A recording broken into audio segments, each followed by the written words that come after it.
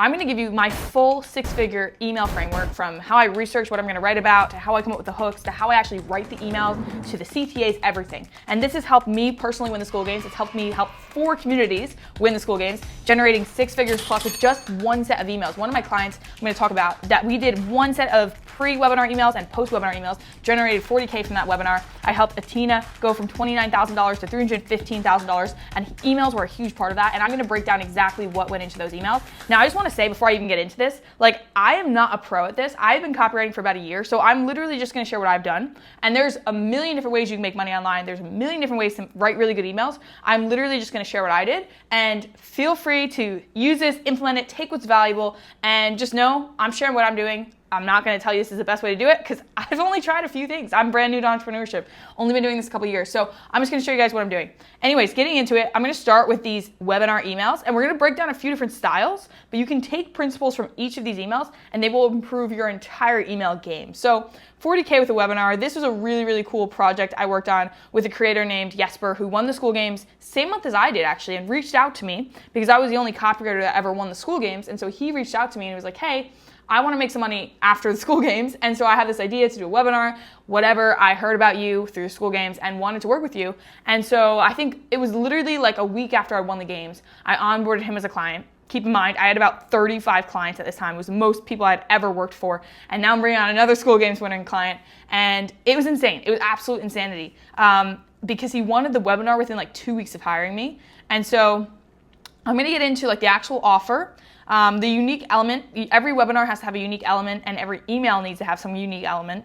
The pre-webinar emails, what those look like, the actual promo of the webinar, the content inside the webinar itself, the follow-up emails, and you're gonna be able to use these follow-up emails for any type of like sales call, any type of promo. This is really where you make a lot of the sales.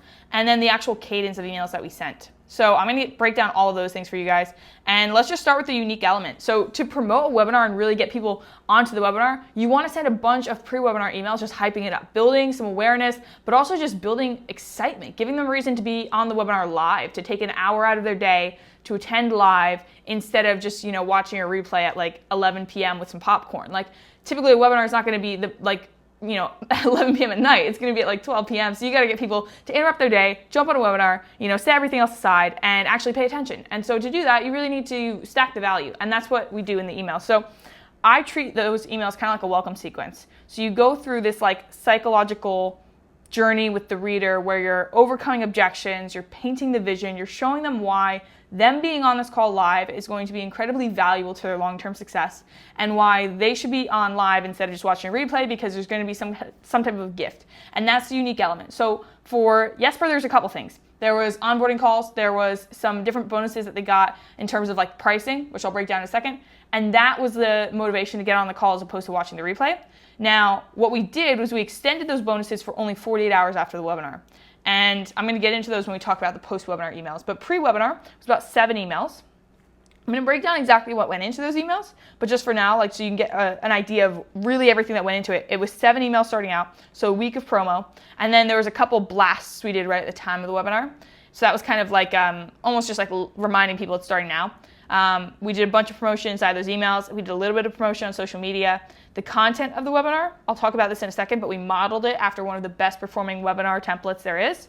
Then the follow-up emails, actually, we did like 4 emails for a 48-hour period. So right at the end of the webinar, about 24 hours or 12 hours after. And then we did 12 hours before the end of the promo and right like an hour before the end of the promo. Like, hey, there's 1 hour left to get this deal. You're never going to have access again. Actually, the community is shutting down after this, like, or locking down, not shutting down. Like it still exists right now, but basically like they were not going to be able to get in if they didn't buy in that 48-hour period. So that was a really unique element to it, was that it was actually locked down. So it wasn't like even that they could buy before the webinar. They had to actually attend on the webinar live to get the link.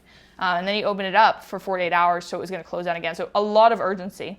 And the cadence of emails was really important. So we sent an email every day, and then on the day of the webinar, I believe we sent a couple extra. And the follow-up emails, literally at the time the webinar ended, we sent a follow-up email. That's crucial. So I'm gonna like talk to you guys a little bit about what these emails actually look like, and then get into like some of the fundamental parts of like the cadence, urgency, how we built that inside the email, so you guys can just take this and apply it to yourself. I'm going to also like show you what are some things that were in these emails that apply to every kind of email. So let's get into it. And then we can even write an email live. So good emails do these 3 things, in my opinion, in my experience, in what I've done. There's probably lots of other things they do if you were to ask an expert like Frank Kern or somebody, but they interrupt the scroll. So they get people to actually stop, pay attention, and basically to do that, you just need to show them why it's more important than whatever they were going to do instead. So it's a pretty simple thing. You just break past all of the other noise on their phone, on their laptop, social media, TV, all that stuff. You've got to be more exciting than that. So then you create some intrigue. So that's not enough to just break the scroll and catch their attention. Then you need to intrigue them to keep them reading. So we used to be able to get people with one hook. And now we live in a world where there's like a million different things grabbing at our attention. There's social media, TikTok, Instagram, everything is like pulling at you. And it's chaos in your brain. And so we need to continue to hook people over and over and over again. And so that's where you create the intrigue. You have to make it personal. You have to show them why they need this email. Either relate to them, paint a picture, make it fun to read, make it like they're watching a movie in their head while you're, putting words on the page. And then spur action. At the end, after you painted that picture, it should be a no-brainer that they take the next action, which is your CTA, in order to fix a problem, in order to get an end result, in order to avoid a problem, or whatever it is that you talked about in that email. Okay? So some things I do before I wrote these emails for Jesper, before I write any kind of promotional emails, any type of email at all, I like to go and research. And so I research the customer's world. And that means like I go into the Instagram, I go into YouTube, I go into Reddit, and I research what my clients' customers are saying. So what are the questions they're putting in an Instagram comment? Or what are they posting about on Reddit? What are problems they're having? I'll even go on to ChatGPT and I'll ask, what are the common search trends around XYZ niche? And I get as specific as possible so I can get those exact word for word searches that are trending right now. Then I research the CTA angle. I'm like, okay, how can we use what these customers are experiencing, their pain points, their day-to-day lives, to create a CTA angle that is going to just so clearly solve that problem? And by like the angle on the CTA, I don't necessarily mean the CTA itself. I mean like the justification for the CTA. So if it's book a call, that call should be like laying out a roadmap or laying out a strategy or giving them a nutrition plan or, maybe just letting them talk to a specialist, get an analysis of their problem or whatever it is that you're solving for them. The angle of the CTA is really, really important. And the basic rule that I follow is I always want it to feel like, 1, it's my customer's idea to click the link, and 2, it's got to be something that's like desperately needed by them. So yeah, I like to get really, really emotional with the CTA. So anyway, hook strategy, that's just going to be like, what type of an angle are we taking on the hook? Are we getting really emotional? Is it a surprise factor? Is it something juicy, something dramatic? Is it a big promise? Like how to make 10K a month, big promise. That's way overused on social media. Current trends. That's something that I just like to know so I can like get an idea of how does this customer talk? What are maybe some new things in the industry? What are some references, some things maybe I can tie together? Like if there's some crazy scandal or if there's some big trend, like, and I'm writing for a weight loss client and maybe keto is a big trend. And I'm like, you've probably seen keto everywhere. Listen, this is why you shouldn't do keto or whatever. Like take a controversial angle on a current trend. That works really well. So that's the stuff that I research in order to write a good quality email. Now, some hook styles that I like. This is going to go into your subject and it's going to go into your email. Because remember I said there's all sorts of places you need the hook. You need it more than once. You need it in the first thing they see is the subject. You need it in the first line of the email, and you need it throughout the email to keep them reading. So I like to use curiosity a lot. I use that. I think it's like tried and tested. It's something that is like a great fail-safe plan. Just use a curiosity hook if you're not sure what to write about. Something unexpected. That's just like a kind of like a pattern interrupter where it's just, a weird thing to say, or maybe it looks like a friend that wrote them. Like, hey, name, thought you missed this, or thought this was you, or whatever. Like something that's just like looks like a friend sent it. Something that could be benefit related, but it's got to be like a wow factor. Like, oh my gosh, like how to lose 6 pounds, or like here's your 6-pound cheat sheet, or your six pack cheat sheet.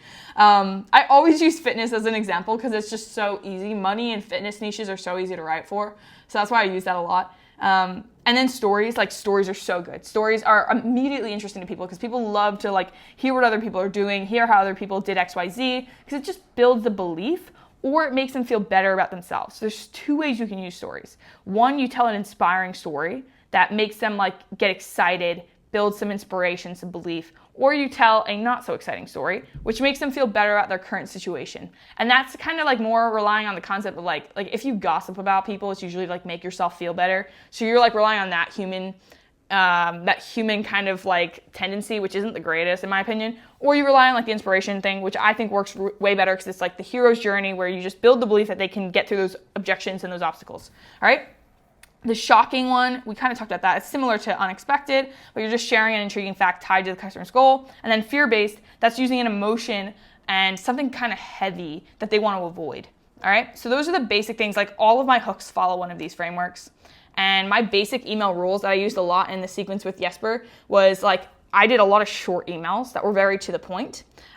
There wasn't any email that like followed the DIC template or PAS. They probably all technically had those elements, but I wasn't like laying out a template. I really just wanted these emails to be unique and I wanted them to resonate with the customer.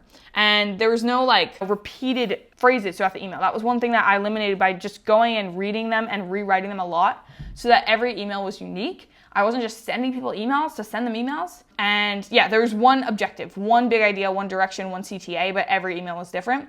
And then I was breaking patterns. I was referencing trends. I was, saying controversial things in the hooks so that like people actually clicked the emails. So we had really good open rates for those. And that's why the attendance of the webinar was so good. That's why we made 40K with just a few emails. So main email types you're going to use in any sequence, whether it's a promotion sequence, a welcome sequence, like if you're reviving an email list, any sequence, there's gonna be value emails, which are, maybe story-based, maybe just like fact-based, maybe like, top trending strategies, XYZ.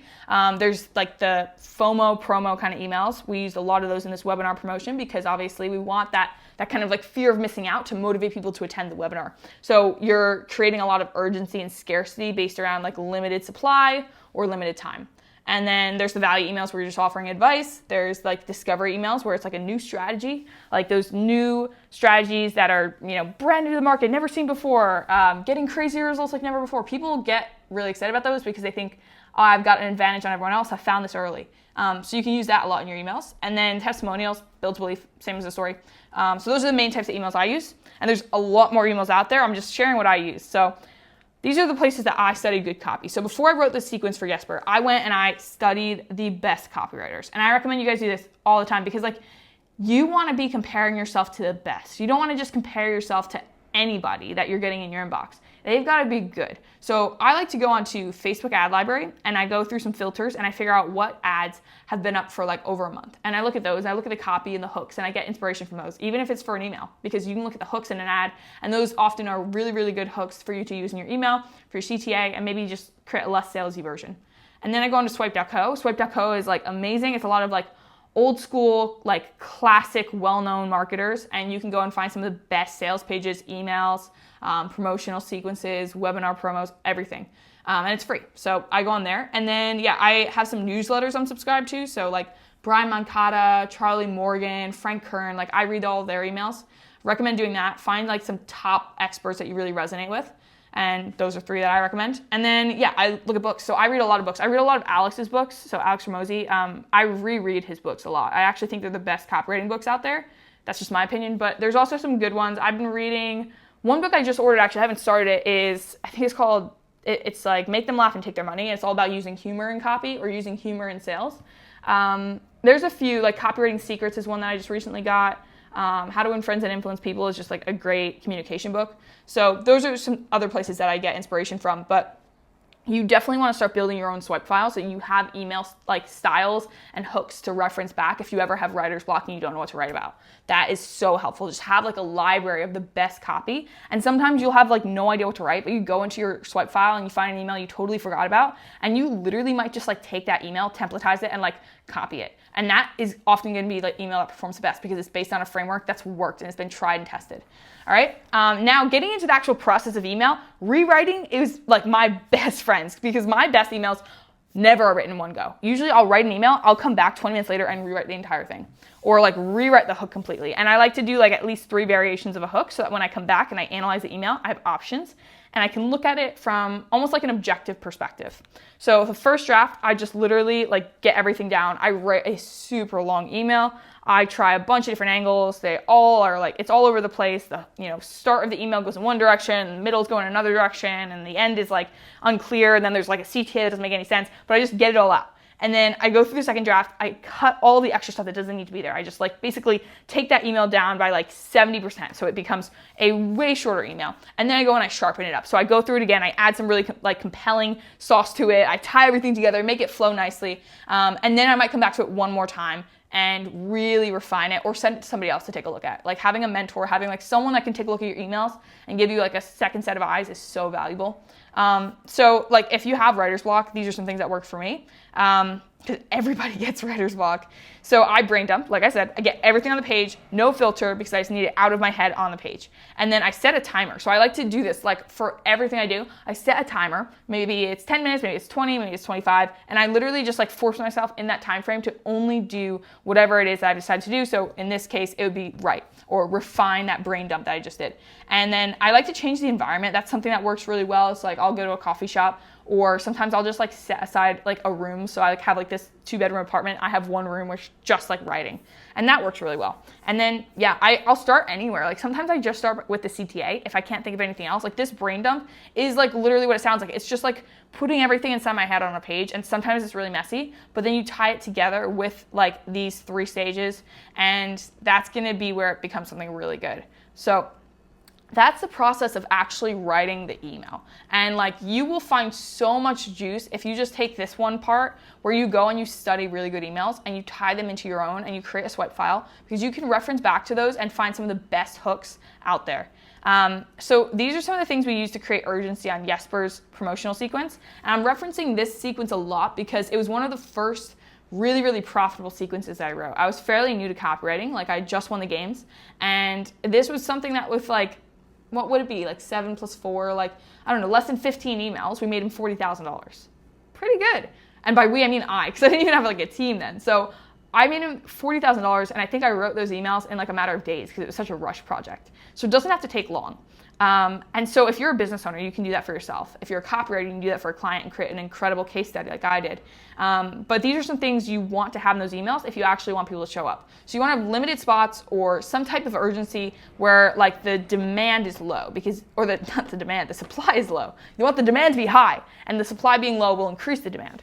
And then what we did for Jesper is we had a price increase. So it was like they could join on the webinar, they could get like a discounted bonus, and then they only had 48 hours to even get that in the first place, and then the doors would lock. So they were incentivized to join on the webinar, and then they were incentivized to join in the 48-hour period, even though the price was going to go up, because then it was going to lock. So hopefully that makes sense. And then there's a wait list leading up to the webinar, so they couldn't even buy before the webinar if they wanted to. So that was really helpful in creating a lot of urgency, because people were messaging this client of mine and being like, hey, can we get in the group? Like, we've been trying to get in forever. And he's like, no, like, you got to attend the webinar. We're not opening back up unless you attend.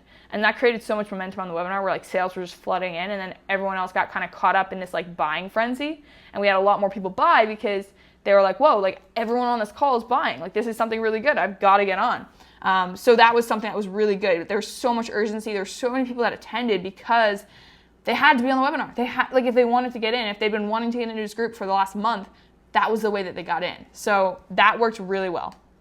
So now for the emails, I kind of went over this already, but there were 7 pre-webinar emails that were really objection like heavy. So we were not selling directly on these emails, obviously, because the group was locked. We're basically selling people on the benefits of the webinar. And I can show you guys what those emails look like in a second. But basically, like, people had to be on the webinar. And so we would list out the value and be like, this is the time. We reiterated the time in every single email, showed them like, you know, exactly what it was on the calendar. I think we even included a link where they could put it into their calendar. And then the post-webinar emails, we were really focused on the urgency. Like, we did a countdown. I mean, like, every single email reminded them how many hours they had left in order to get this group access. And so what that led to is the 7 pre-webinar emails got a bunch of people on the webinar, which led to $21,500 collected on the webinar. The 4 promo emails led to another $20,000 collected after the webinar, which is insane because, like, 4 emails, $20,000. 7 emails, $21,000. Insane. Without the webinar, these 4 emails wouldn't have done that as well. So it's not like a direct comparison, but like insane that you can do that with just like less than 15 emails. Now for the webinar slides, the copy in these was crucial too. Like, the pitch on the webinar had to be really good, or the webinar sequence wouldn't have worked. So I helped a lot refine the copy and just simplify it, break it down so it was less like just less wordy, less fluffy. But we followed like Russell Brunson. So if you guys know, Russell Brunson kind of coined the term the perfect webinar framework. And that webinar that like he's delivered millions of times, not millions, but like probably hundreds, and like all in all, probably millions of people have used, is such a good framework. And you got to tweak it. You got to make it a little shorter. I think it's a bit like wordy, but once you do that, it is such a good framework. So follow it like an outline. And at the very least, you should be modeling a webinar framework that works. You should not just be winging it with a webinar, because that is such a high leverage. It's like a group sales call. Like you can make so many sales if you just get it right. So then what we did on social media, he had a really small following, by the way. This is his Instagram. So at the time we were doing this, he had about 2,500 followers. So we've doubled that. But yeah, small audience. We started posting on his story a couple days before the webinar. We did not go too crazy on social media. It was mostly these emails. That's what we got people onto the webinar for. That's what we sold them with. And that's what we followed up with them with. So that's like the main component of the emails. Now I really want to show you guys what those emails actually look like. So I'm just going to go over to my Google Docs. Okay, so these are some of the emails, and it's actually only 6 emails here, but then I think we have another set that was like at time of webinar. So it starts off, hey there, let's cut through the noise for a sec. Everyone's talking about how to make money from a laptop and the new strategy. So we address some of the common things that we're told. We go through, we create some like just familiarity, nurturing them here. Not everyone had really known him that long because he had just launched this education business like 2 months prior. So building some rapport, and then building authority here. This first email is the longest one. Now, this is what I was referring to with the value stack. So we tell them exactly what they're getting, and we make sure it's tangible. So I wrote the full Google Ad strategy that's outperforming Facebook and TikTok in 2024. So this is all the stuff they're getting. How to tap into your buyer intent and dramatically reduce your ad spend. So this is a massive pain point they were experiencing, his audience, like they all were spending a lot of money on ads. So we wanted to address that, and it also justifies them paying us because they're saving money on ads. And the product selection method that finds winners 80% of the time, really good stat there, makes them feel safe, like 80% of the time, like chances are good. A step-by-step system to scale from $0 to $1,000 in a day. So a couple things here. Step-by-step makes it sound easy. $1,000 a day sounds both realistic, but also really good. So it's not a small number, but it's not like a crazy big number. Like $30,000 a month sounds like insane, but $1,000 a day is like, yeah, I could do that. How to make money in your sleep while automating your store. That just sounds like amazing. Everyone wants to make money in their sleep these days. So we kind of played on some of those trends, which like that's why the research was important. We found the keywords that his audience was using, and we incorporated those into our emails. Now, look at this. We literally shared the waitlist because we're like, people have been asking for this for like a month or whatever the time frame was, and so many entrepreneurs want this. We created a waitlist here. And so the first couple of emails were literally just getting people onto the waitlist for the webinar. Which is just basically a registration list. But like the wait list was insanely big. We like got it like, and that's so valuable to a client because then you can send emails specifically to that wait list. So you're not just marketing to maybe your 10,000 person email list. You just like exclusively market to that 1,000 person email list that's said, raised their hand and said like, I'm interested. And so even though you only had maybe like 100 people buy on the webinar or 100 people buy total, there's still 900 people on the wait list that we know are really interested that we can market to way more like heavily than his whole email list. So that's just like a key little note on that. And like, look at these titles, like the truth about drop shipping. That's creating intrigue. That's a curiosity gap. Ready to make Q4 your best quarter ever. So that's like, a hopeful hook. Let's go. It's this one. Scared to start. Addressing a fear, addressing a pain point. The freedom formula. So that's kind of part of his brand. Like he sort of like coined every one of his businesses something like the freedom formula or the freedom pathway or the freedom blueprint. And so that's kind of where that comes from. So his audience is familiar with that term. The Q4 gold mine. So in this niche he's in, they use quarters a lot. So this is something that I wouldn't recommend for every audience, but because of his audience and because I did the research to know that his audience uses this, Q4, Q1, whatever you're talking about, whatever quarter you're in, that's a really good relevant point for his audience to kind of talk about. And then the gold mine creates a curiosity gap. So those are some of the emails that I used. And yeah, like that's the process. The emails for your clients are one of the highest leverage things you can write. I've had clients where 20% of their income comes from emails. And if you're not sending emails, if you're a business owner, you're not sending emails, you're probably missing out on like thousands a day. And like, it's so easy to set up a simple opt-in formula or funnel. I've had clients that go from like no emails to thousands of emails in a matter of weeks just because we create a little freebie funnel. So if your client doesn't have emails, that's the first thing you need to set up as a copywriter or as a funnel builder. And then like just creating really, really good emails is going to give you so much leverage. Like that copy, you can use it for everything else. You can take, like for a client I have recently, we're taking all of his LinkedIn posts that we spent a long time writing and refining and really perfecting. We're turning them into emails as well. And then we're going to take those emails, that we write that are unique, and we're going to turn them into LinkedIn posts and vice versa. So it's like, that is such a valuable piece of copy. And you can really look at the open rates of an email, and like that can be informative for the other content that maybe you don't want to test because it might mess up your social media algorithm, but you can test it with the email list. So those are some tips on emails. Hopefully that's valuable. I'm going to do a quick little email writing live. I wasn't even like planning on doing this at the beginning of the video, but I think I mentioned it, so now I want to do it. So let's come up with an email idea. Let's sell let's do how to make 10K per month with, let's just do copywriting because that's what I know really well, and I'm not going to speak on something I don't know. So, all right. We want to start by, I would be researching this if I didn't know the audience as well. So I'll tell you what I would do. I would research, so you can go do this for your client. I would research Instagram comments. I would research ChatGPT, and then I would also research Reddit. Those are the things I would be doing, okay? Once I've done that, I would start brainstorming hook ideas. And by hook, I mean the subject. I just call it the hook, but it is a hook. It's just a specific kind of hook. So I'm going to do option one. I'm going to do option 2, and I'm going to do option 3. Okay. So option 1, let's think about it. Like, what do people that want to make 10K a month with copywriting, what are they struggling with? Well, they've probably either never signed a client or they've only signed low ticket clients. So I'm going to start with like, don't do this. Don't do this. Don't pitch small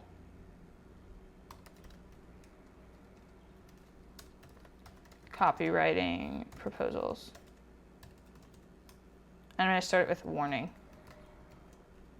Now I'm going to like suggest that you put all of these through a kind of like email health test, which I'll show you some options for that.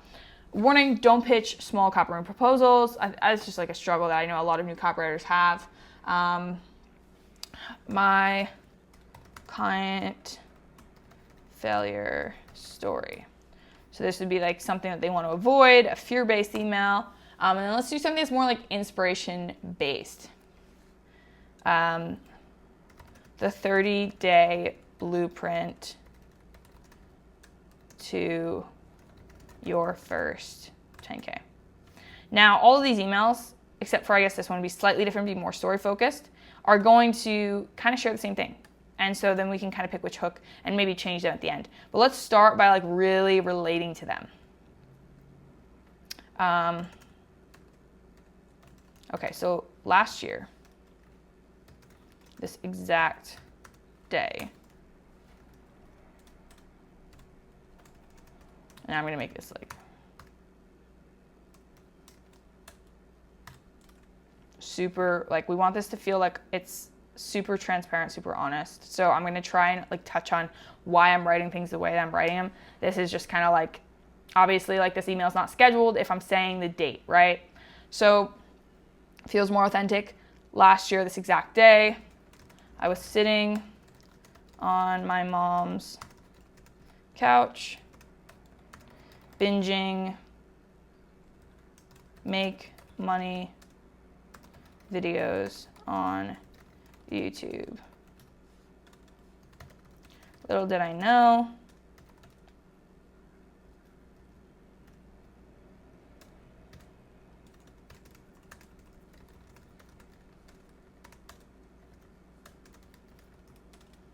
see, I'd always, okay, let's go back. Love to write, but I thought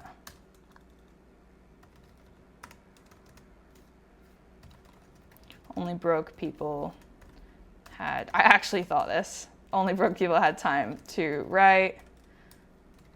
Authors poets didn't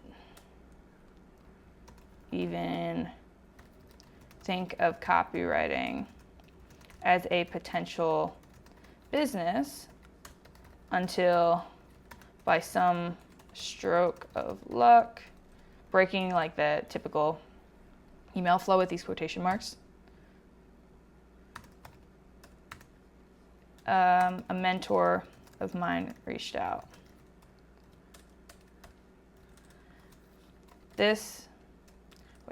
I'd paid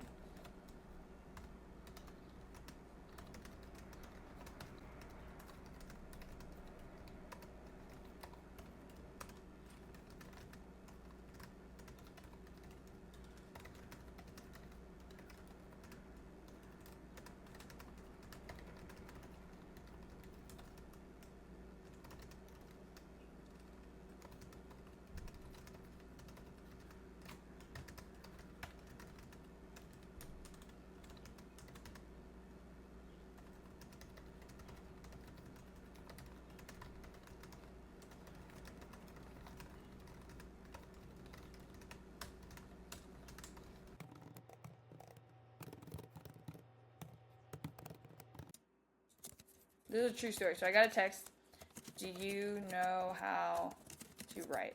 And now I paid this guy a lot of money. And so like he could have asked me anything. He could have asked me how to build a skyscraper and I would have figured it out in a YouTube video or something. So I'm going to say that in this email. And the truth,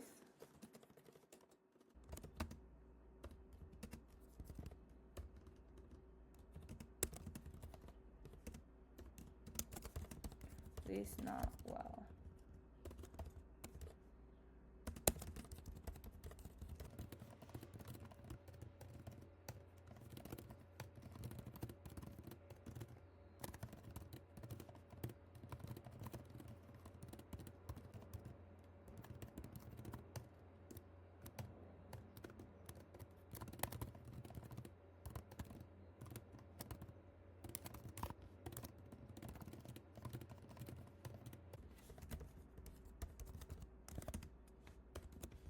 Okay, I cannot spell today. Cool, so we've created some conversational flow in this email, which is just breaking up the typical flow of an email. And that's really important because you want to continue to hook people, like I said. And the one way to do that is have some conversation. Make it like a story where they can picture it. So we got on a call, and he pitched me on a $2,000 project. He wanted me to write for him.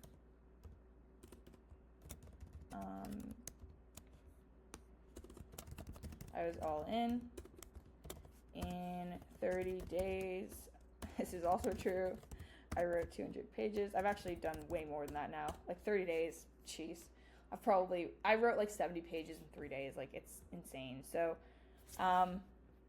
in 30 days I wrote 200 pages, and that start of my copywriting journey, I didn't know what I was doing, just learned along the way.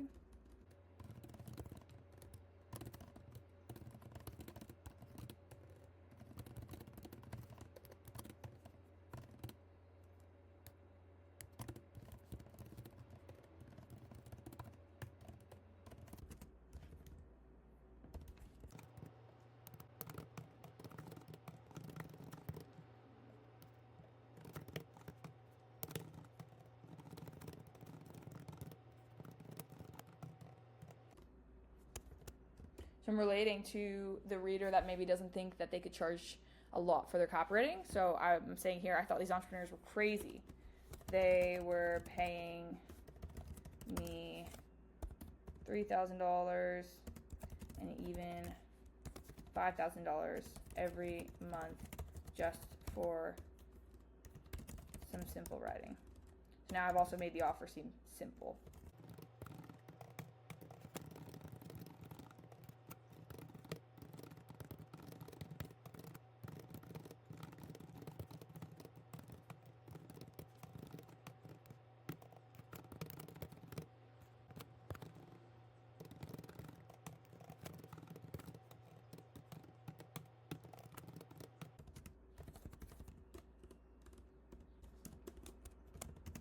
This is going to be where we do the CTA. So I've just built some belief, told the story, followed that story framework, and now I'm going to say in 30 days, book a free call here to find out how. Now I'm going to put my actual call link in there, and I'm probably actually going to send this. Trace PS. This is my personal call link. So spots typically book within 20 minutes or so. If the link doesn't work, that might be why. Cool, so that's how I'd write an email. You guys see how I connected that to the CTA. I built belief in the story. I made it relatable. I overcame some objections with the pricing by just sharing objections I had or doubts that I had. And yeah, that's how I would write the email. I also think you guys could spin this, do a few different angles on it. You could go through, share some value. But this is a story-based email. But yeah, you guys literally just got to see how I implement those tips that I gave you earlier in the video live into my emails, how I take people through the story, build the belief, show them that they can do that same thing, and then tie that directly into the CTA. And so if you guys want more help with that, literally same as that email, I'm actually linking my personal calendar below, which I have not done in a really long time because we just reopened the program where we're helping copywriters get their first 2 clients. And so that's my personal calendar link. It probably won't be there for long because I'm going to be outsourcing that as we scale and we're working with bigger and bigger clients. Like I said, we just signed a 16.5K client. And so it's my personal link right now. If you guys want to book a call, if you are interested in growing your copywriting business fast, feel free to book a call. We're taking applications. And if not, I'll see you in the next video. Hopefully this is valuable, and cheers.